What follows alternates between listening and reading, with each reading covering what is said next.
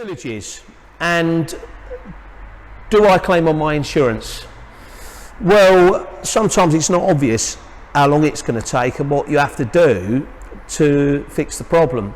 I'll give you an example. You could have spilled a tin of paint, half of it's gone on the seats and gone on the spilt over onto the carpets, and it's not until you take it apart that you realise there's a computer box underneath the seat that's got paint on that needs replacing. So when you start, initially you could think, well, it's just a clean up, and you know, maybe it's going to involve getting the seat out and shampooing and pulling out that water and pulling out that paint with lots and lots of water, and then you realise that actually it's turning out to be more than you thought. So what we suggest is, sometimes it's just going to be an out-and-out insurance claim, you know, and some insurance companies contact us and got a spillage and it's a big job, and you can see it's obvious.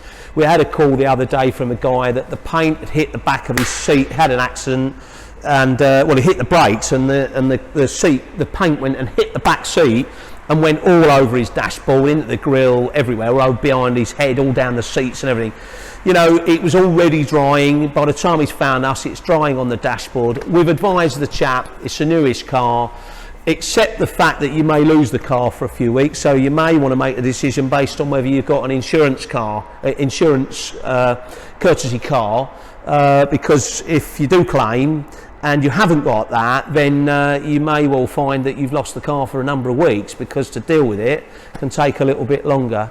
But other times it could be just a spillage and it's on a footwell area, and you think, well, I don't really want to claim if I don't have to. So what we advise you to do, give the insurance company a quick ring, say, hi, I don't want to make a claim right now, I think I might be able to handle it myself, however, can I call you if I need you? And most insurance companies will say, yeah, okay, we'll make a note of it, see if you can deal with it yourself, and then give us a call, and then if you need to. That way then, you've got that buffer then. If you come here, you might be driving here from, I don't know, 25, 30 miles, and you don't really know where you're going to go with it. You can come here, you can give us the car with the wet towels on it, and you've covered up the paint, or whatever it is, and then you've decided to get a train home, and then we can video what we're doing and show you what's happened and what we found, and then, you know, let's just say that it's going to the area where you know, you can afford to pay for it, then great, you know, you don't want to make the claim.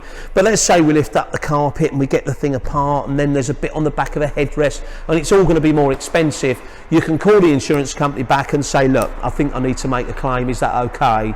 At that point, insurance companies normally would call us and take over, but I can't speak for every individual insurance company, but most of the time they'll call us and say, look, you've got one of our customers there. They may even take it away from us, but sometimes they don't. Sometimes they'll just say, we'll send an assessor out, we'll have a look at what you're talking about, and then we go from there. Amazing.